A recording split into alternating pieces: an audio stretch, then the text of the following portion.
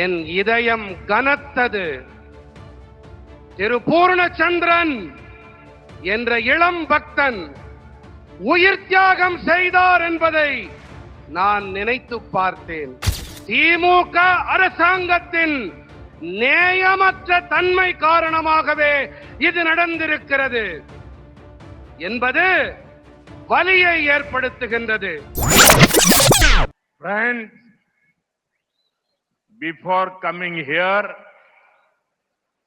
I went to Tirupurankundrum. Getting the darshan of Bhagavan Murugan was a divine experience. I prayed for the prosperity of Tamil Nadu and the entire nation. At the same time, my heart felt heavy. I remembered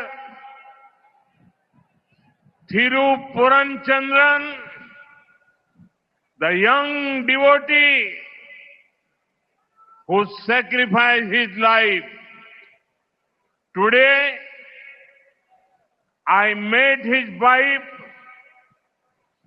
Tirumati Indumati Puranachandran, and their two little children.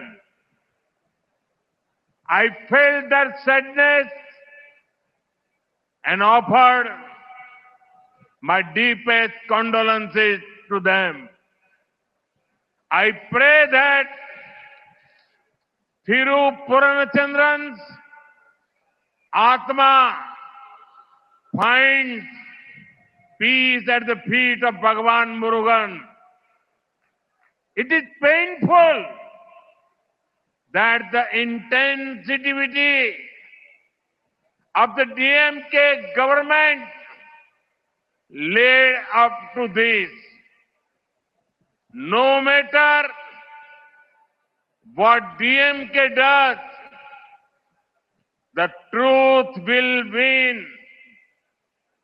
Devotees of Bhagavan Murugan will win.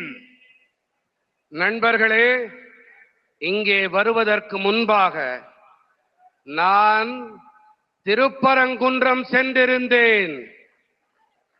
முதல் படை வீட்டுக்கு சொந்தக்காரன் முருகனை தரிசனம் செய்வது ஒரு தெய்வீகமான அனுபவமாக இருந்தது.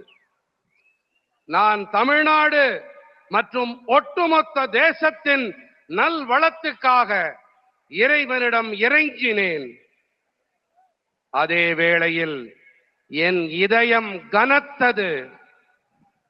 திரு பூர்ணச்சந்திரன் என்ற இளம் பக்தன் உயிர் தியாகம் செய்தார் என்பதை நான் நினைத்து பார்த்தேன். இன்று நான் அவருடைய மனைவி திருமதி இந்துமதி பூர்ணச்சந்திரனையும் அவர்களுடைய 2 சின்னஞ்சிறு குழந்தைகளையும் சந்தித்து வந்தேன். அவர்களுடைய தீவிரமான துக்கத்தை என்னால் உணர முடிந்தது. என்னுடைய ஆழமான இரங்கலை நான் அவர்களிடம் தெரிவித்து விட்டு வந்தேன். பூர்ணச்சந்திரன் அவர்களின் ஆன்மா அமைதியடைய நான் என் உருக்கமான பிரார்த்தனைகளை எம்பிரான் முருகனின் திருவடிகளில் அர்ப்பணம் செய்கின்றேன்.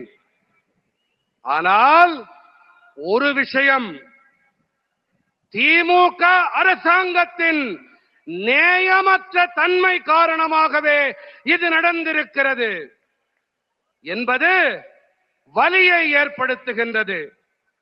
திமுக என்ன வேண்டுமானாலும் செய்துவிட்டு போகட்டும், ஆனால் இறுதியிலே வாய்மையே வெல்லும். என் அப்பனின் முருகனின் பக்தர்கள் வெல்வார்கள்.